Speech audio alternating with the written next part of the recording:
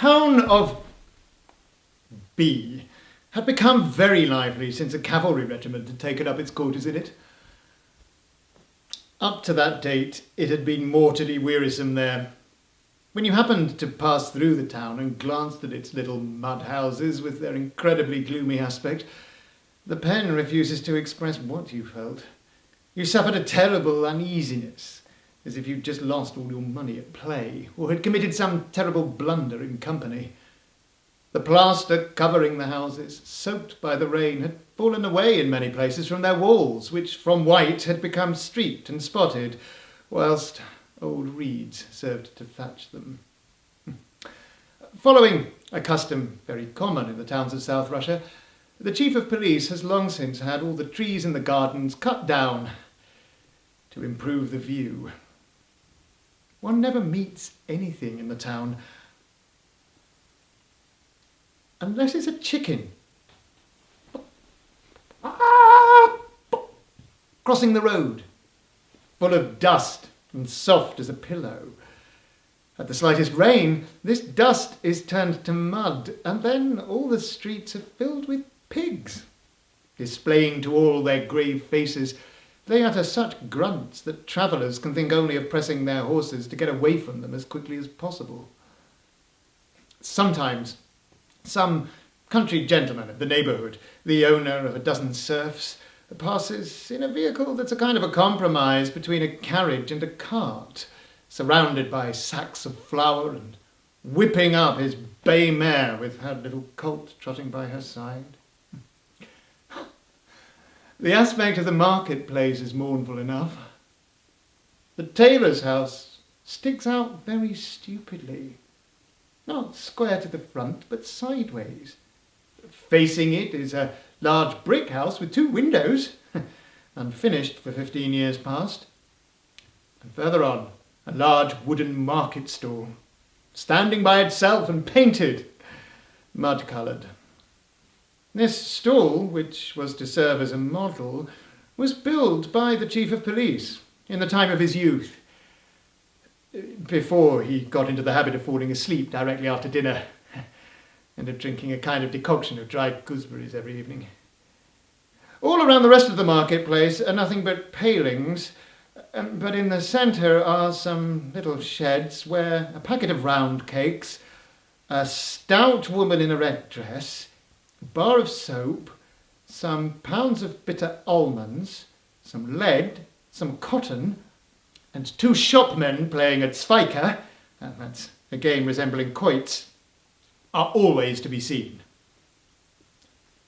But on the arrival of the cavalry regiment, everything changed. The streets became more lively and wore quite another aspect. Often from their little houses, the inhabitants would see a tall and well-made officer in a plumed hat pass by on his way to the quarters of one of his comrades, to discuss the chances of promotion or the qualities of a new tobacco, or perhaps to risk at play his carriage, which might indeed be called the carriage of all the regiments, since it belonged in turn to every one of them.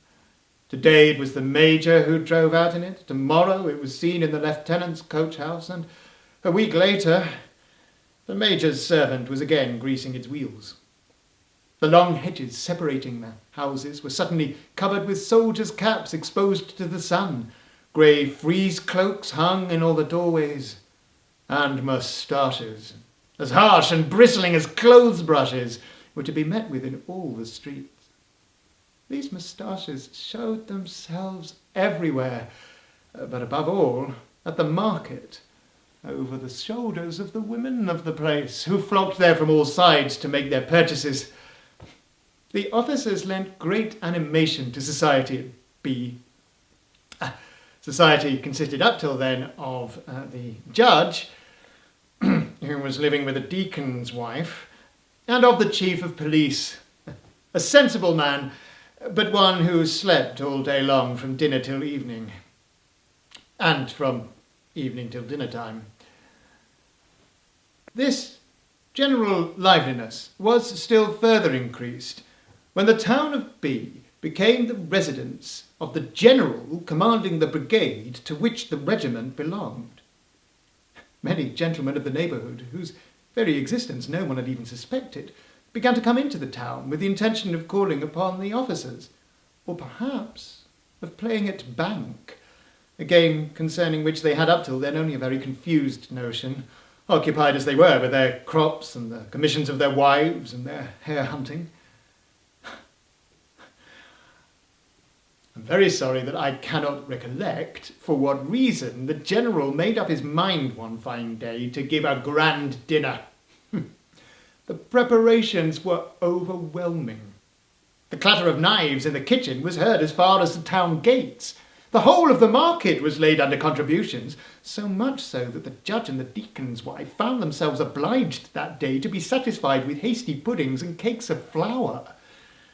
The little courtyard of the house occupied by the general was crowded with vehicles.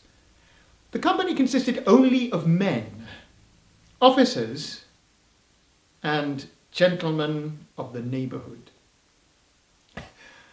Amongst these latter was above all conspicuous Pythagoravich Chertakutsky, one of the leading aristocrats of the district of B, the most fiery orator at the nobiliary elections, and the owner of a very elegant turnout.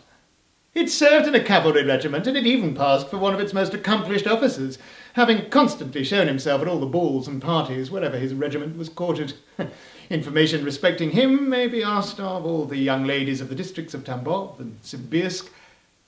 He would very probably have still further extended his reputation into other districts, if he had not been obliged to leave the service on account of one of those affairs which are spoken of as a very unpleasant business. Had he given or received a blow? I cannot say with certainty. But what is incontrovertible is that he was asked to send in his resignation. However, this accident had no unpleasant effect upon the esteem in which he had been held until then. Chertakutsky always wore a coat of a military cut, spurs, and moustache, in order not to have it supposed that he had served in the infantry, a branch of the service upon which he lavished the most contemptuous expressions. He frequented the numerous fairs to which flocked the whole of the population of South Russia, consisting of nursemaids, tall girls, and burly gentlemen who go there in vehicles of such strange aspect that no one has ever seen their match, even in a dream. He instinctively guessed the spot at which a regiment of cavalry was to be found, and never hesitated to introduce himself to all the officers. Upon perceiving them, he bounded gracefully from his light phaeton and soon made acquaintance with them all. At the last elections, he gave to the whole of the nobiliary a grand dinner, during which he declared that if he were elected marshal, he would put all gentlemen on the best possible footing. He usually behaved after the fashion of a grand noble. He'd married a rather pretty lady with a dowry of 200 serfs and some thousands of roubles. This money was at once employed in the purchase of 6 fine horses, some gilt bronze locks, and a tame monkey. He further engaged a French cook. The 200 peasants of the lady, as well as 200 more belonging to the gentleman, were mortgaged to the bank. In a word, he was a regular nobleman. Besides himself, several other gentlemen were among the general's guests, but it is not worthwhile speaking of those. The officers of the regiment, amongst whom were the colonel and the fat major, formed the majority of those present. The general himself was rather stout, a good officer nonetheless, according to his subordinates. He had a rather deep bass voice. The meal was magnificent. There were sturgeons, sterlets, bustards, asparagus, quails, partridges, mushrooms. The flavour of all of these dishes supplied an incontrovertible proof of the sobriety of the cook in the 24 hours preceding the dinner. 4 soldiers who had been given him as assistants had not ceased working all night long, knives in hand, at the construction of the goos and jellies. The immense quantities of long-necked bottles mingled with shorter ones holding claret and Madeira, the fine summer's day, the wide-open windows, the plates piled with ice on the table, the crumpled shirt fronts of the gentlemen in plain clothes, and a brisk and noisy conversation, now dominated by the General's voice and now besprinkled with champagne, were all in perfect harmony. The guests rose from the table with a pleasant feeling of repletion, and after having lit their pipes, all stepped out, coffee cups in hand, onto the veranda. We can see her now, said the General. Here, my dear fellow, added he, addressing his aide-de-camp, an active, well-made young officer, have the bay mare brought out here. You shall see for yourselves, gentlemen. At these words, the General took a long pull at his pipe. She is not yet fully recovered. There is not a decent stable in this accursed place. But she's not bad looking. At this point, the General let out the smoke that he'd held in his mouth until then. The little mare. Is it long since Your Excellency condescended to buy her? Asked Chetikutsky. Not very long.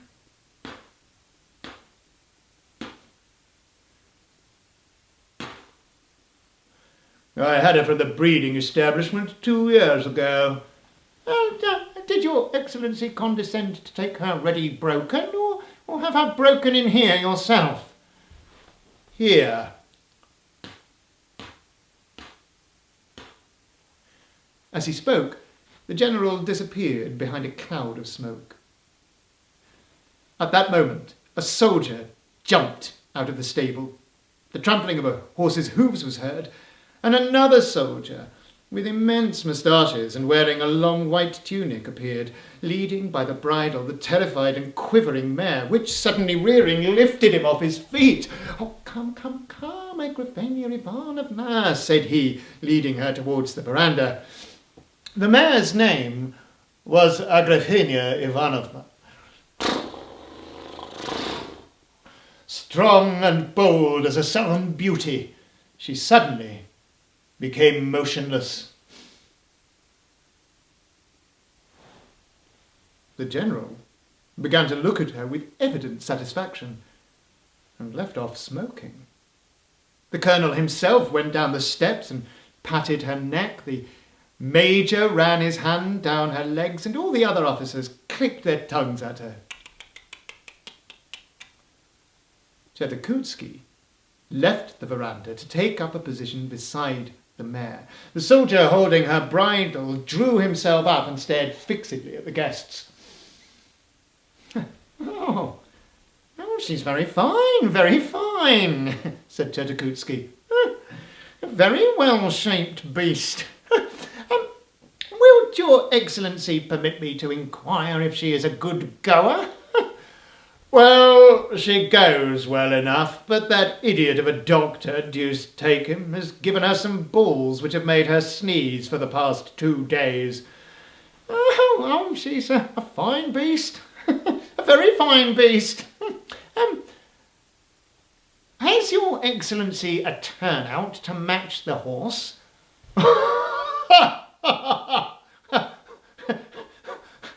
A turnout? But she is a saddle horse. Yeah, I know. I put the question, Your Excellency, to know if you have any equipages worthy of your other horses. No, I have not much in the way of equipages. I must confess that I have for some time been wanting to buy a caleche such as they build nowadays. I have written about it to my brother, who is now in St. Petersburg, but I do not know if he'll be able to send me one. It seems to me, Your Excellency, said the Colonel, that there are no finer caleches than those of Vienna. You are right. I have an excellent calash, Your Excellency, said Chertakhovsky. A real Viennese calash. The one in which you came? Oh, no, Your Excellency, no, I make use of that for ordinary business, but the other is something quite extraordinary. It's as light as a feather, and when you sit in it, it is as if your nursemaid was rocking you in a cradle. Oh, it's very comfortable then. Oh, extremely comfortable. Yeah, the cushions, the springs and everything else are perfect. Well, that is good. And what a quantity of things may be stowed away in it. Oh, I never saw anything like it, Your Excellency. When I was still in the service, there was room enough in the body to stow away 10 bottles of rum, 20 pounds of tobacco, 6 uniforms and 2 pipes. The longest pipes imaginable, Your Excellency. And in the pockets inside you could stow away a whole bullock. That is very good. It cost 4,000 roubles, Your Excellency. Well, it ought to be good at that price. Did you buy it yourself? No, Your Excellency. I had it by chance. It was bought by one of my oldest friends. A fine fellow with whom you would be very well pleased. We're very intimate. What's mine is his, and what's his is mine. I wanted of him at cards.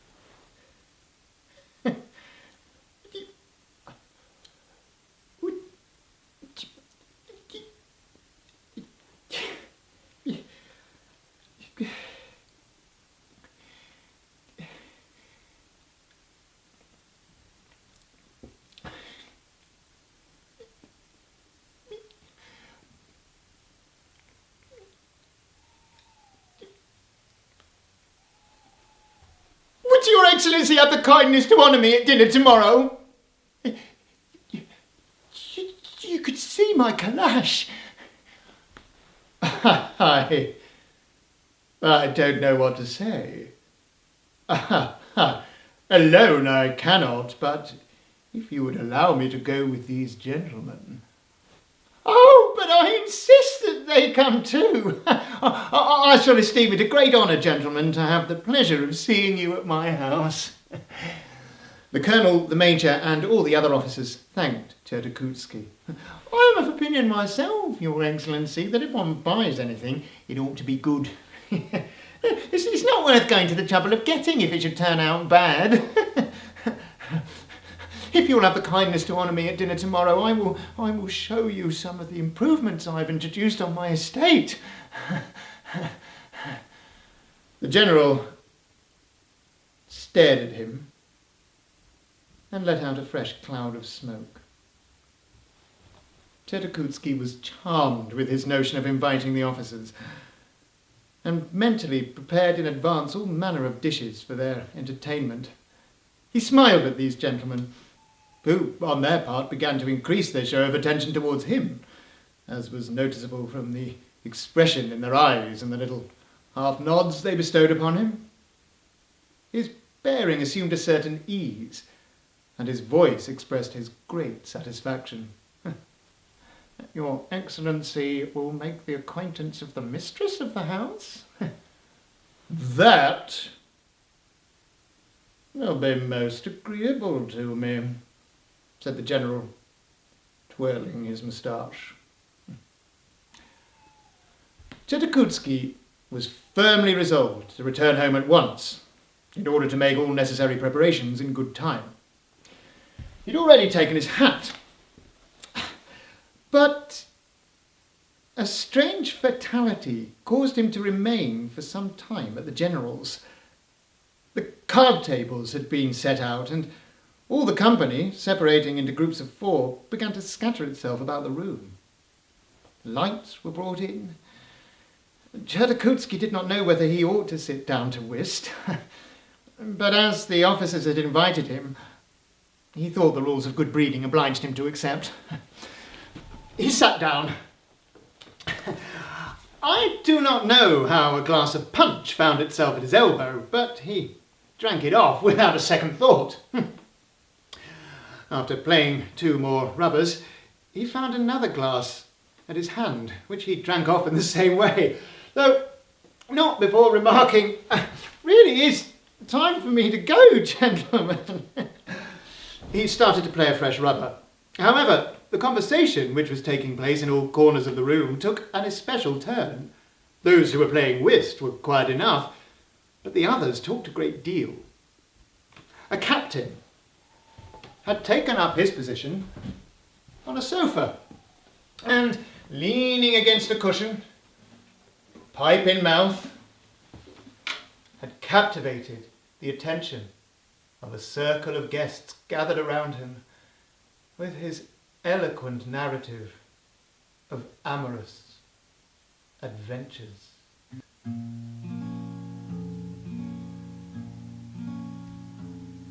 Мохнатый шмель, надушистый хмель, цыплят серая в камыши, а цыганская дочь за любимым в ночь по родству бродяжей души.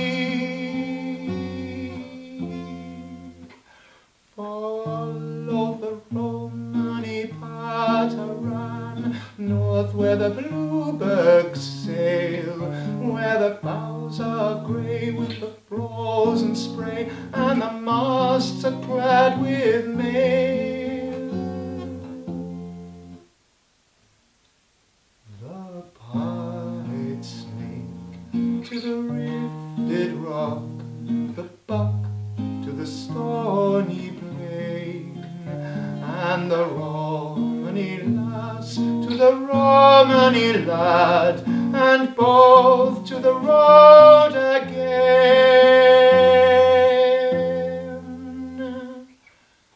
Follow the Romany pattern sheer to the austral light, where the besom of God is the wild south wind sweeping the sea floors white. Follow the Romany pattern west to the sinking sun, where the junk sails lift through the houseless drift, and the east and the west are one. The heart of a man to the heart of a maid, light of my tent be freed. Morning awaits at the end of the world, and the world is all at our feet.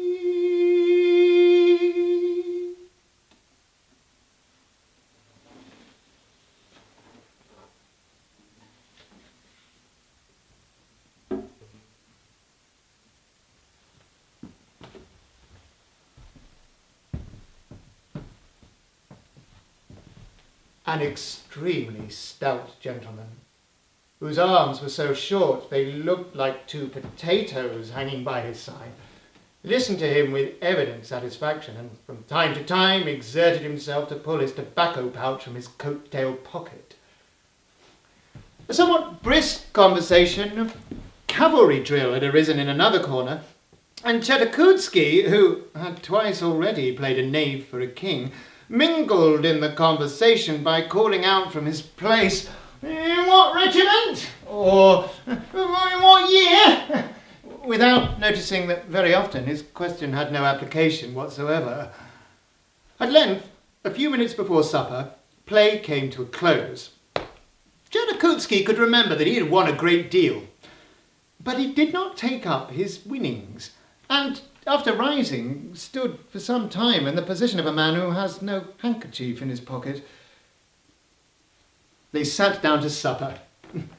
As may be imagined, wine was not lacking, and Chetakoutsky kept involuntarily filling his glass with it. He was surrounded by bottles. A lengthy conversation arose at table, but the guests carried on after a strange fashion. A colonel who had served in 1812 described a battle that had never taken place. And besides, nobody ever could work out why he took a cork and stuck it into a pie. They began to break up at 3 a.m.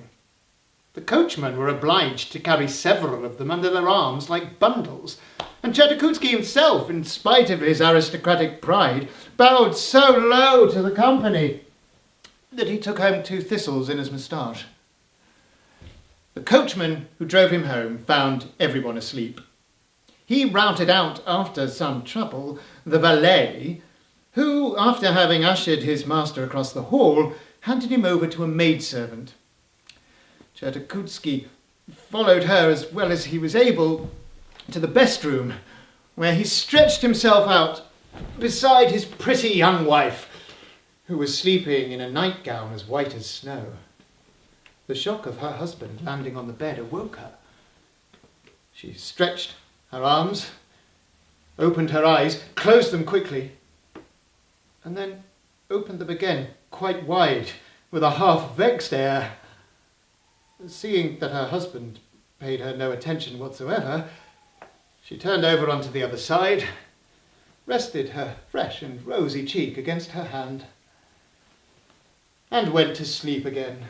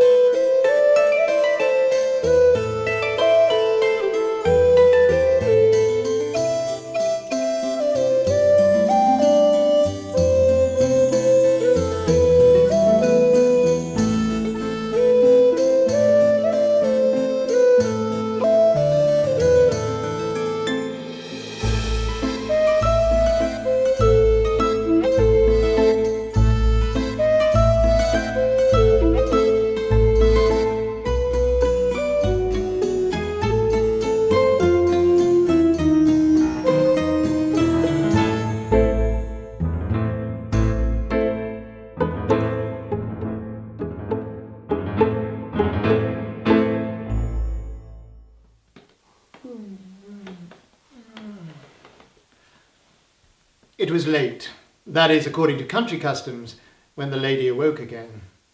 Her husband was snoring more loudly than ever. She recollected that he had come home at 4 o'clock, and, not wishing to awaken him, got up alone, and put on her slippers, which her husband had had sent for her from St. Petersburg, and a white dressing gown that fell about her like the waters of a fountain. Next, she went into her dressing room, and after washing in water as fresh as herself, went to her toilet table. She looked at herself twice in the glass and thought she looked very pretty that morning. This circumstance, an entirely insignificant one apparently, caused her to remain for 2 hours longer than usual before her glass. She dressed herself very tastefully and went out into the garden. The weather was splendid. It was one of the finest days of the summer. The sun, which had almost reached the meridian, shed its most ardent rays, but a pleasant coolness reigned beneath the leafy arcades, and the flowers, warmed by the sun, exhaled their sweetest perfume. The pretty mistress of the house had quite forgotten that it was noon at least, and that her husband was still asleep. Already she heard the snores of 2 coachmen and a groom who were taking their siesta in the coach-house, but she was still sitting in a bower from which the deserted highroad could be seen, when all at once her attention was caught by a light cloud of dust rising in the distance. After looking at it for some moments, she ended by making out several vehicles closely following one another. First came a light calash with 2 places, in which was the general wearing his large and glittering epaulettes with the colonel. This was followed by another with 4 places, containing the captain, the aide-de-camp, and 2 lieutenants. Further on came the celebrated regimental vehicle, whose present owner was the major, and behind that another, in which were packed 5 officers, one on his comrade's knees, the procession being closed by 3 more on 3 fine bays. "Are they coming here?" thought the mistress to herself. "Oh, good heavens, yes! They are leaving the main road."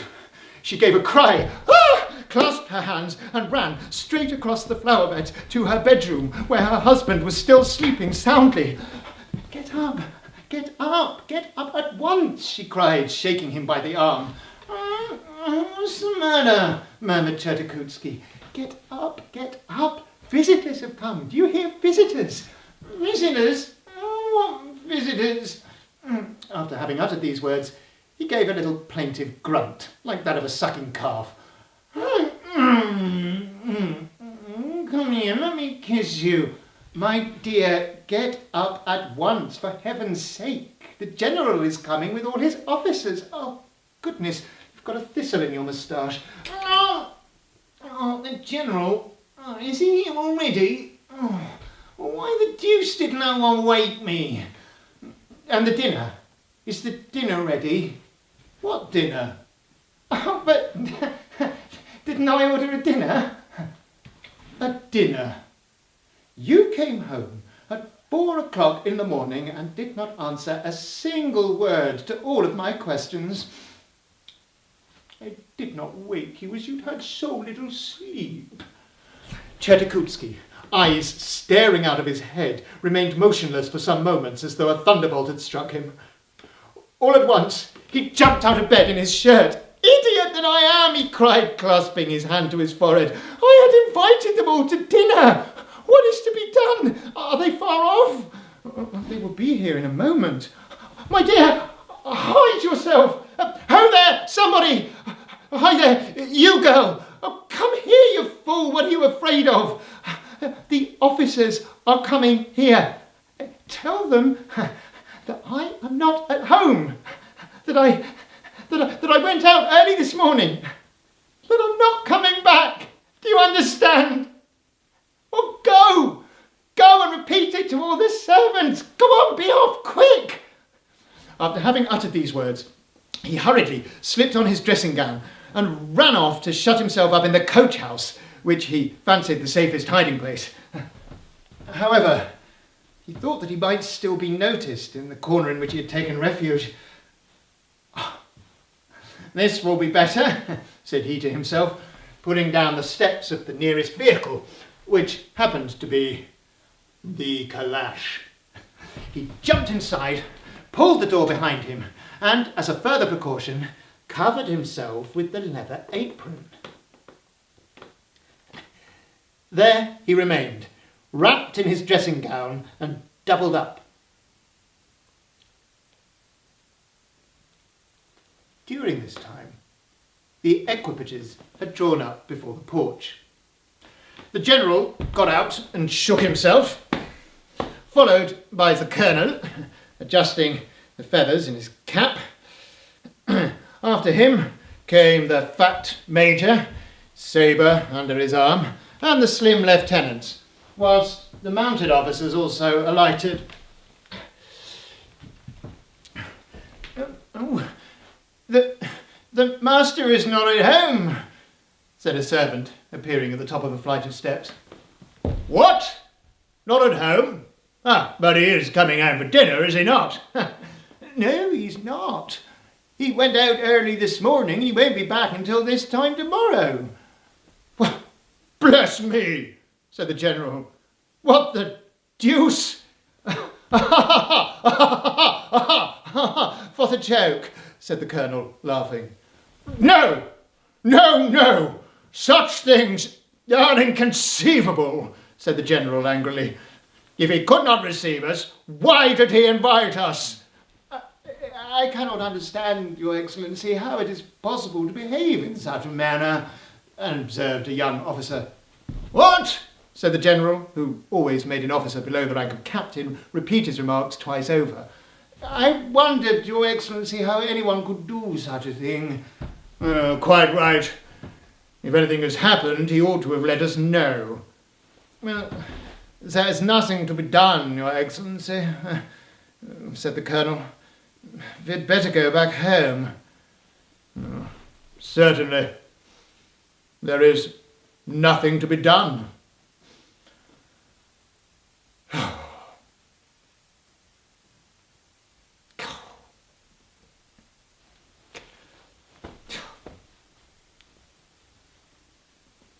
So, however, we can still see the calash without him. Very probably he has not taken it with him. Come here, my man. What does Your Excellency want? Show us your master's new calash. Have the kindness to follow me to the coach house. The general entered the coach house, followed by his officers. Let me pull it a little forward, Your Excellency, said the servant. It is rather dark in here.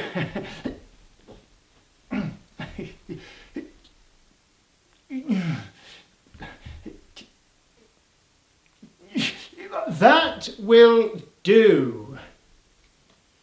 The general and all his officers walked around the calash, carefully inspecting its wheels and springs.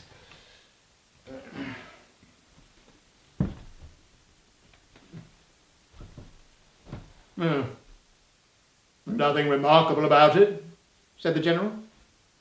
It's a very ordinary calash.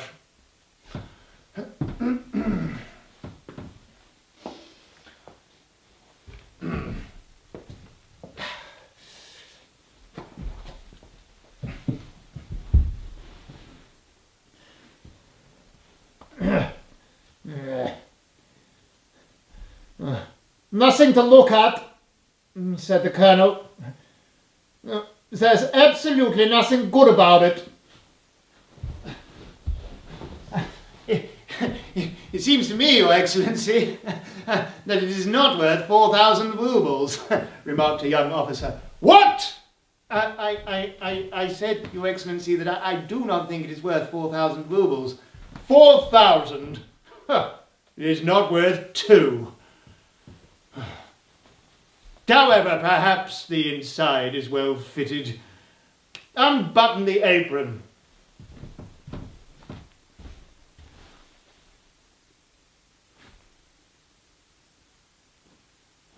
And Chertakutsky appeared before the officer's eyes, clad in his dressing gown and doubled up in a singular fashion.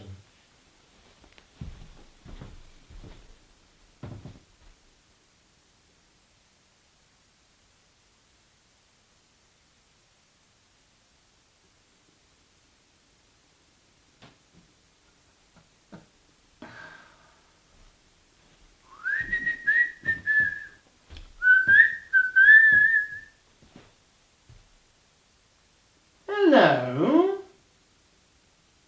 There you are, said the astonished general.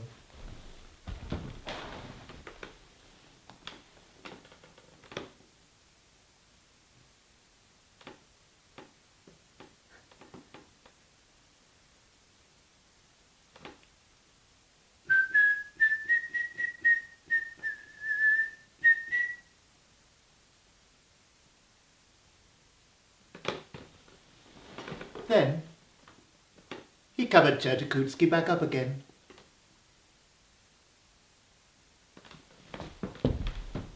And went off with his officers.